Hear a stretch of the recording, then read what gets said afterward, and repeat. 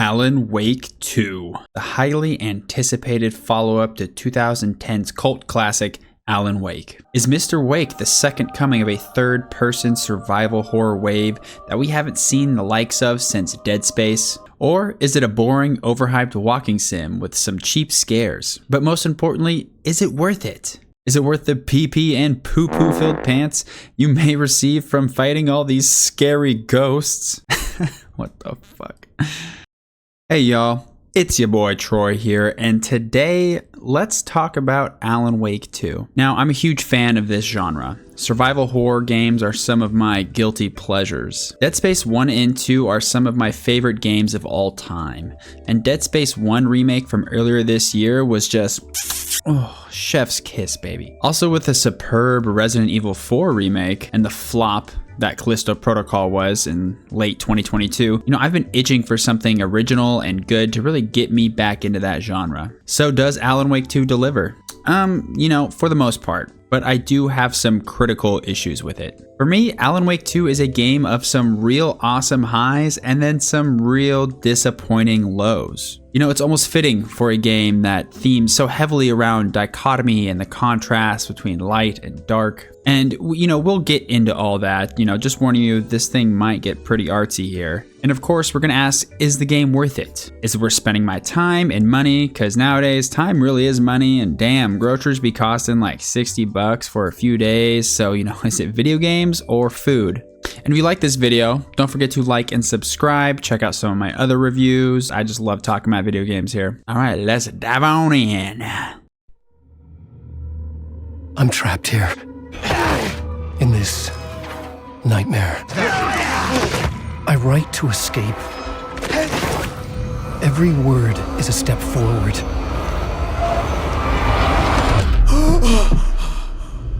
Into darkness. Now, I played the original Alan Wake way back in my day. And I remember playing it, sure, but my brain wasn't exactly fully formed enough yet to really come to any deep major conclusions. If I remember right, I'm pretty sure I was just playing at a friend's house on the old 360, so it really wasn't impactful for me at the time. But I do know that it spawned a fairly dedicated following, so we can classify it as a cult classic. I do remember it wasn't really that scary, and it was kind of a quirky, dorky game. And now Remedy, the developers of Alan Wake, have changed a lot since that success. They now have a sort of Remedy-verse, with Control being related to Alan Wake, and they look to be sort of building up their own unique brand here. And Alan Wake 2 is quite a bit of a departure from the original in a lot of ways. I will say this, it is an extremely unique game in mostly a good way. Now I do want to disclose that I was having a bit of some issues running this game as well as recording with OBS. I noticed a bit too late, so some of my early game footage isn't the best quality. And with that, I may be using a lot of later game footage here, but we'll make sure not to give out any direct spoilers. But if you are sensitive to these kind of things, you've been warned. So anywho, going off my own technical issues, let's start with the technical bones of Alan Wake 2. And this game is an absolute monster. The system requirements are so damn high. I run an NVIDIA 3080 card, and I can run most things while recording with OBS on Ultra 4K, but this game is where it kind of broke me. So I had to run on Ultra 1080p, and it was running great here with OBS after I tweaked a few things here and there. But just warning you, if you are playing on PC, you will need a high-end machine to run this well. And damn, does it show, this game is a looker. Even on 1080p with ray tracing and the texture detail here, it truly is stunning to see. And for a survival horror game, good graphics are much more effective. They're extra important for really driving home that visual horror that unfolds in front of your eyes. And Alan Wake 2 nails it. And on the flip side of that same coin, sound design can be much more important in horror as well. I'd argue even more important than graphics. And Alan Wake 2's sound design is top notch. The creaks, cracks, and miscellaneous bangs as you trudge through a level really keep that paranoia high and that butthole tight. There was something in the studio with me. I had to get out. When all hell breaks loose and your undies are filled, sorry, too many poop jokes, or maybe not enough. The frantic screams and gun pops really break that tension.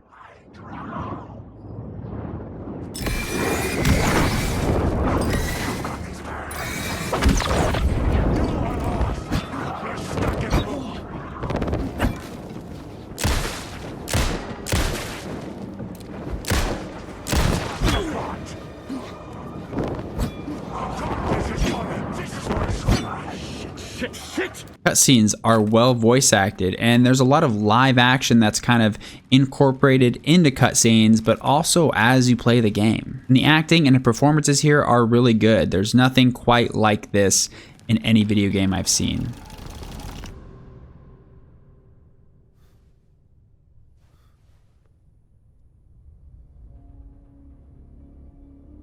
However, I did encounter a lot of bugs and graphical glitches. Nothing game-breaking, but enough that it was obnoxious and would really pull me out of the tension. I do think they could have done with another month or so of polish, but although buggy, the technical bones of Alan Wake 2 are a marvel. But what about the gameplay? What about the meat and potatoes? What? Alan Wake 2 is essentially split into two, each with a separate storyline, setting, and main character, with of course some mingling of plots and themes throughout. One is the titular Alan Wake, a writer who has been missing for 13 years because he's now trapped inside an other-dimensional New York City controlled by the evil Dark Presence, and this follows his attempts to escape. The other follows the FBI agent Saga Anderson, where she comes to Bright Falls, Washington to investigate a series of murders that may or may not be related to a cult and the Dark Presence. Now, the game took me about 20 hours to complete, and is pretty evenly split between these two protagonists. And it is surprisingly open. Not open world, but rather levels are composed of some maps with no side objectives per se, but some cool collectibles and interesting things to see. Now, I have to touch on these two settings because I think they are both masterfully done, and almost a reason to play the game in itself. Crawling through an almost noir-like New York City splashed with red hues and an almost claustrophobic darkness surrounding everywhere. In here, you get a sense of urban hopelessness that I'm sure speaks to a lot of urban life today and is reflected by the wandering, lost shades that verbally harass and attack Alan Wake. While the much brighter, but not too bright, ironically called Bright Falls, Washington, is of course contrasted with a Pacific Northwest dreary blue hue. You get a sense of almost naive freedom out here that is reflected in its brainwashed and foolish locals. And being a native Washingtonian myself, if that wasn't obvious, go Hawks, it was a treat to see a rural area of the state represented so well.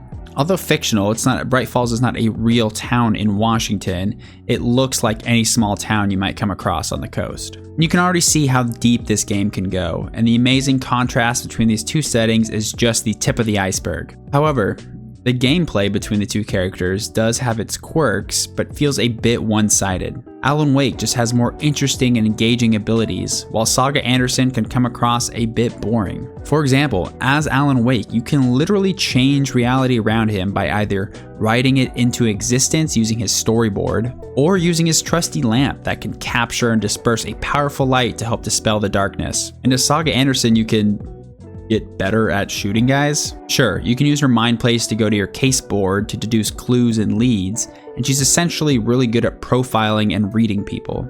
But ultimately, Saga's powers are just click on the next clue and let Saga talk or think about it. They feel much less engaging and cool than Wake's. Things clicked into place. The story rang true. However, the lopsidedness doesn't just end there. Wake's chapters never really skip a beat. They are engaging and terrifying. When encountering shades or shadows or whatever you call them, there's usually a very large group of them standing around menacingly. But the majority of these will not attack and might even dissipate once you get too close. They will also talk hella shit, which is so great.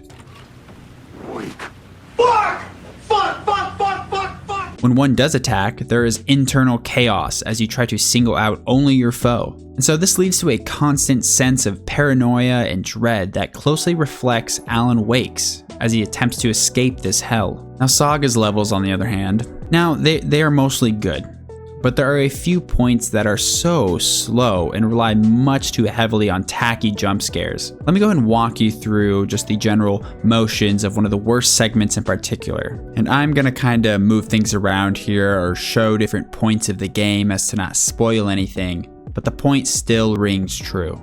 It was as follows. I needed to enter a locked room to retrieve an item. First, I need to retrieve a key from a character. Then, I unlock the room only to find the item gone. Then, I go walk to talk to another character. Then I use the mind place to deduce the item is in another locked room on the top floor. Right before I use the key to unlock that room, the power goes out and now I must walk all the way down to the basement to fix the breaker. I encounter a small group of enemies outside the building. Once in the basement, there is no enemies, just a sort of maze to walk around for no apparent reason, besides to only find some supplies and a fuse, fix the breaker. Then I have to fight a small group of enemies outside again, and then finally go retrieve the item I needed from the top floor. This entire sequence, there's only 2 small fights and then just a bunch of annoying flash cut jump scares. Now, this is probably the worst of it, but there is an essence of this all over Saga's story. I will say though, Saga's enemies are good when they are there and are more traditional zombie-ish cultists,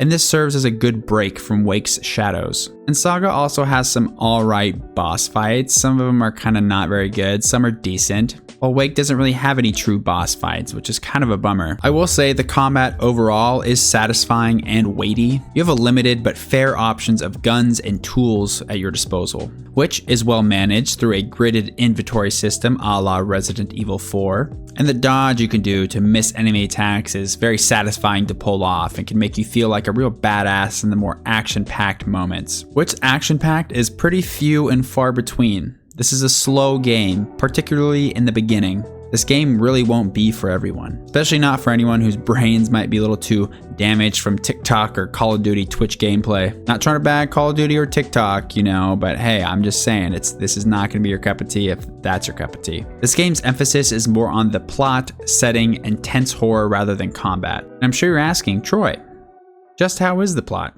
And I'm happy to say it's pretty damn good. Not perfect, albeit flawed in some similar ways the gameplay is. It can be slow at times, and again, Wake's story is more fascinating, at least to me, than Saga's. Maybe it's because Wake's is more cerebral or trippy, is what some of the kiddos might be saying. It's more abstract, and it fits into Alan Wake's 2 more art house vibe. Makes you think and wonder, what is real? Who or what is the dark place? Can I affect my own reality, my own story? Are we all actors upon a stage with the plot and narrative pre-written out? Or are we both the writer and the reader? While Saga's poses a lot of these similar questions, hers is really more about solving the mystery rather than moving through it and changing it. Not to say Saga's is bad. Hers is more classic story about reuniting with her family and saving the day, but with how much Wake's story raises the bar on what storytelling really is in a video game, it just leaves Saga's in the darkness a bit. And the ending is just kind of meh. I'm not going to spoil anything specific, of course, but I will say it leaves on a bit of a cliffhanger. I just can't stand it when games or movies do this. And sure, the game is mind-bending, so leaving on a more open-ended note might make sense, right? You know, maybe Inception's spinning top was a bit of a cliffhanger, but there was still a concrete conclusion to DiCaprio's character's story. You know where he was, at least mentally. Here, one of the main characters leaves a very major plot thread open, and it just screams DLC from the rooftops. It's very disappointing. All in all though, the plot was interesting enough to really keep me going, even if the gameplay did stutter at times. So, Alan Wake 2, like I said, it's got some real highs and some kind of disappointing lows. I think the game has been getting pretty stellar reviews since it came out. Now, I don't really think it quite deserves this. And for me, Alan Wake 2 is a solid 8 out of 10. But it's a bit of a tale of two games. Sectioned off, I'd probably give Saga's levels a 6.5 out of 10, and I'd give Alan's a 9.5 out of 10, which evens out to a solid 8. It's a good game, don't get me wrong, but I don't know if it's contending for my game of the year like everyone seems to think. It has a great story, great visuals, and fantastic setting. Just traversing through these levels is so fucking cool. But it kind of stutters a bit where the actual video game part comes into play, and it can commit the worst crime of all, being boring. And is the game worth it?